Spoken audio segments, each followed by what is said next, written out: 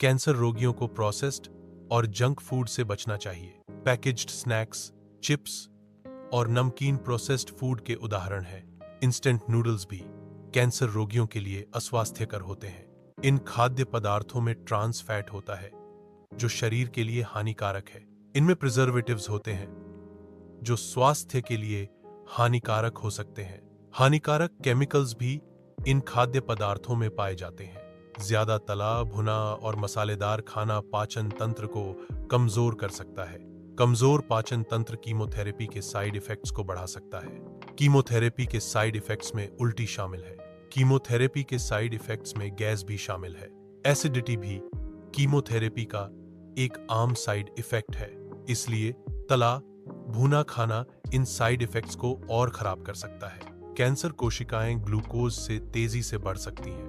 Glucose का मुख्य स्रोत चीनी और मीठे खाद्य पदार्थ हैं। इसलिए अत्यधिक चीनी का सेवन कैंसर कोशिकाओं के विकास को बढ़ावा दे सकता है। मिठाइयाँ, कोल्ड ड्रिंक्स, केक और पेस्ट्री जैसे खाद्य पदार्थों से बचना चाहिए। इन खाद्य पदार्थों में उच्च मात्रा में चीनी होती है जो कैंसर कोशिकाओं के लिए ईंधन का काम करती है। कच्चा या अधपका मांस, मछली या अंडा खाने से संक्रमण का खतरा होता है। यह खतरा उन लोगों के लिए और भी बढ़ जाता है जिनकी प्रतिरक्षा प्रणाली कमजोर होती है। कच्चे खाद्य पदार्थों में हानिकारक बैक्टीरिया और वायरस हो सकते हैं। ये बैक्टीरिया और वायरस संक्रमण और बीमारी का कारण बन सकते हैं। इसलिए कच्चे या अधपके मांस, मछली या अंडे से बचना महत्वपूर्ण है। विशेष रूप से कमजोर प्रतिरक्षा प्रणाली वाले लोगों को सावधानी बरतनी चाहिए। शराब और धूम्रपान दोनों ही कैंसर के लिए हानिकारक है। ये आदतें कैंसर की प्रगति को तेज कर सकती हैं। शराब और धूम्रपान कैंसर के इलाज को कम प्रभावी बना सकते हैं। इसलिए कैंसर से बचने और इलाज में मदद के लिए इनसे दूर रहना चाहिए। अत्यधिक कैफीन का सेवन, चाय, कॉफी शरीर में पानी की कमी को बढ़ा सकता है। कैफीन नींद के पैटर्न को बाधित कर सकता है जिससे नींद की गुणवत्ता प्रभावित हो सकती है। कैफीन का सेवन सीमित मात्रा में करना स्वास्थ्य के लिए बेहतर है। दिन भर में कैफीन की मात्रा को नियंत्रित करके हाइड्रेटेड रहें और अच्छी नींद लें। अत्यधिक नमक और प्रिजर्व्ड फूड्स का सेवन स्वास्थ्य के लिए हानिकारक हो सकता है। अचार और पैक्ड मीट जैसे प्रिजर्व्ड फूड्स में नमक की मात्रा अधिक होती है। इन खाद्य पदार्थों का अधिक सेवन शरीर में सूजन का कारण बन सकता है। अत्यधिक नमक के सेवन से हाई ब्लड प्रेशर की समस्या भी हो सकती है। हाई ब्लड प्रेशर हृदय रोग और स्ट्रोक के खतरे को बढ़ाता है।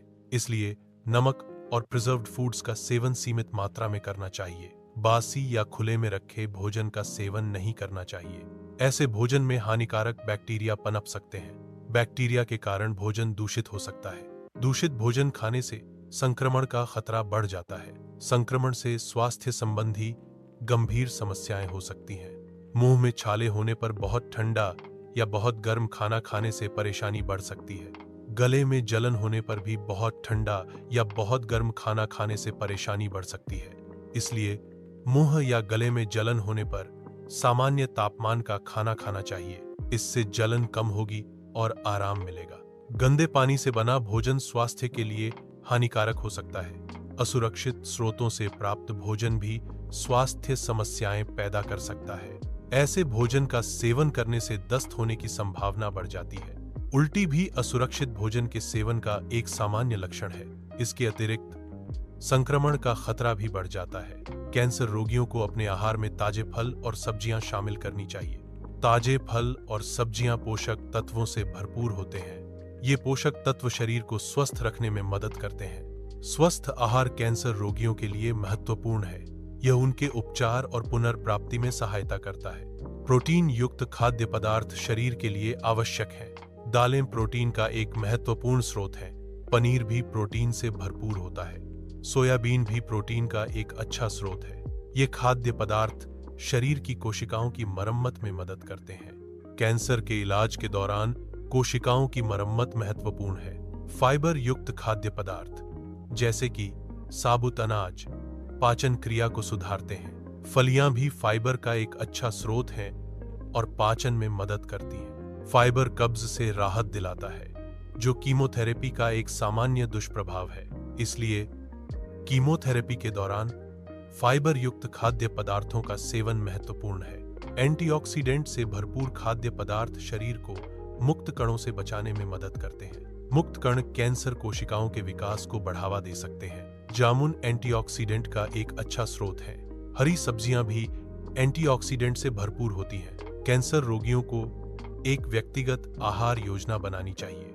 यह योजना उनकी विशिष्ट आवश्यकताओं के अनुसार होनी चाहिए। उन्हें अपने डॉक्टर से परामर्श करना चाहिए। उन्हें आहार विशेषज्ञ से भी परामर्श करना चाहिए। यह योजना उनकी उपचार योजना के अनुसार होनी चाहिए। कैंसर रोगियों के लिए हाइड्रेटेड रहना महत्वपूर्ण है। पर्याप्त तरल पदार्थ पीने से शरीर से विषाक्त पदार्थों को बाहर निकालने में मदद मिलती है। यह निर्जलीकरण को रोकने में भी मदद करता है। इसलिए कैंसर रोगियों को पूरे दिन पर्याप्त पानी और अन्य तरल पदार्थ पीने चाहिए।